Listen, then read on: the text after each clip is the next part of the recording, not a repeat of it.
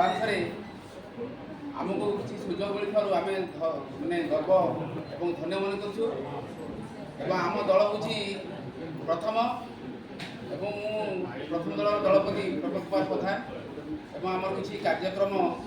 ଜରିଆରେ ଆପଣମାନଙ୍କୁ ଶୁଭେଚ୍ଛା ଆଉ ଅଭିନନ୍ଦନ ଏବଂ ଟିକେ ଦେଖନ୍ତୁ ଆପଣ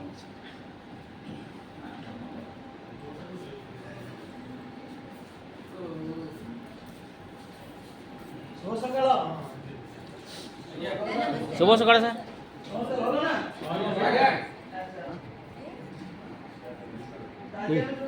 तो पिला मोबाइल धरके गीत देखियो ना गीत शुणा देखा दीटा कम करवा गीतटा देख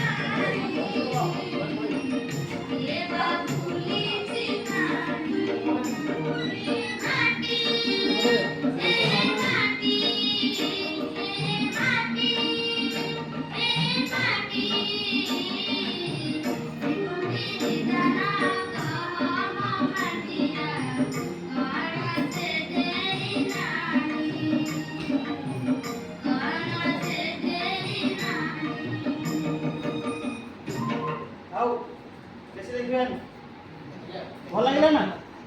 आज्ञा कौन भल लगे गीत भल लगे आउ कौन कौन देख सब कौन कौन गीतटा कौन था किए कहब गीतटा कौन था माटी माटी बैगण फलुची आउ सब परिया फलुची आम गछ अच्छी काठ धरिकी सी कहूँ अच्छा मत कह ये जो गीतटा शुणिल तुम्हें कौ क्लास पढ़ी मन अच्छी को क्लास रे पढ़िला मन अछि भूली पकित सब नै चतुर्थ श्रेणी गीत जो माटी कविता अछि माटी कविता रे बेटा अछि हम पढ़िते चतुर्थ श्रेणी आज हम दशम श्रेणी ओपनिंग दैछे एवं दशम श्रेणी मध्य से माटी को नै कविता अछि हम शेष कविता अछि ना कहि परिबो के सर्वं सोहा माटी ना सेही सर्वं सोहा माटी विषय को हम आज पढ़िबा ताले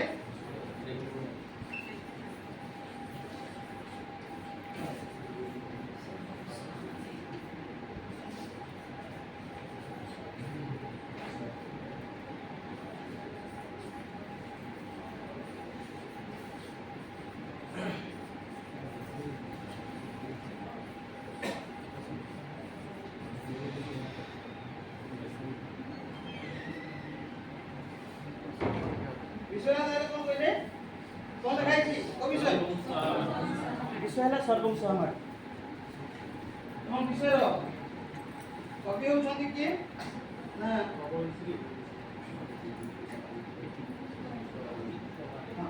कवि को नाम की नबा हम कवि को जानिबा विद्युत प्रभा देवी विशिष्ट नारी कवि स्वाधीनता परे ओडिया साहित्य को रुद्धिमंत करितिबा नारी कवि होछंती विद्युत प्रभा देवी जे 1936 ताकर जन्म एवं 1977 मृत्यु कटक जिला अंतर्गत थे जो केन्द्रापड़ा इसी जिला अभिव्यक्त कटक जिला से कटक जिला आलिपुर नाटक ग्राम ताकर जन्म तो ते विभिन्न प्रकार ताकर लेखा कृति तो पाई जो स्वतंत्रता बजाय रखिछंती ताकर साहित्य रे हम देखिबा पाइथाउ आध्यात्मिकता 26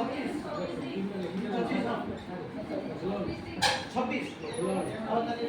26 ताले दुनिया बहि परे हिंसी 26 ठीक भविष्य ठीक अछि तो 26 एवं मृत्यु अछि 27 अभिव्यक्त कटक जिल्लार आली थाना अंतर्गत नाटक ग्राम एवं ताकर साहित्य हम देखि पाइथाउ आध्यात्मिकता एवं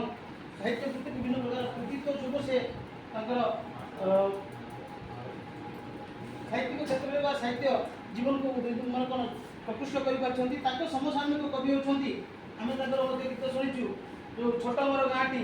किए लिखिं कहीपर ना छोट मोर गाँटी बढ़िया बढ़िया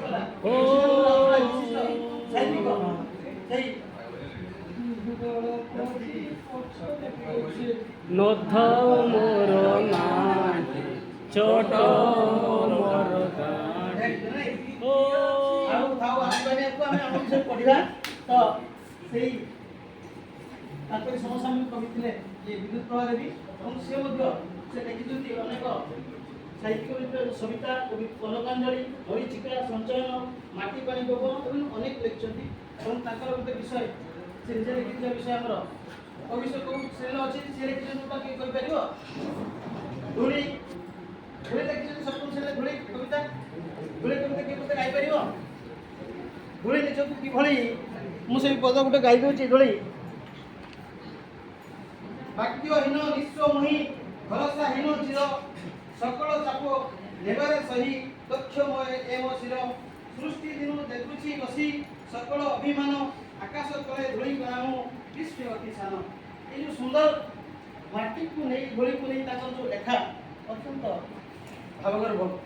प्रकृति आगे आम कह प्रकृति कविता एवं से भाई भाव में से आम विषय लिखुं सर्वं साहा माटी और सर्वं साहा माटी किए जन गाइब हई अच्छी ना नहीं हाँ गाई सुर कर गाइल दी पद पढ़िया बेसी ना दी पद पढ़िया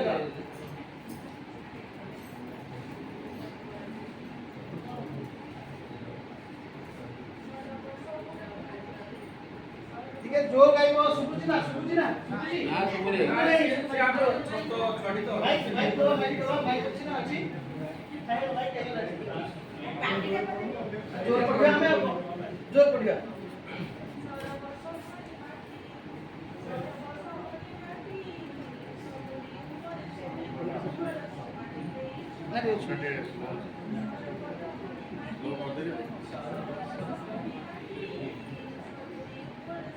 What is the position?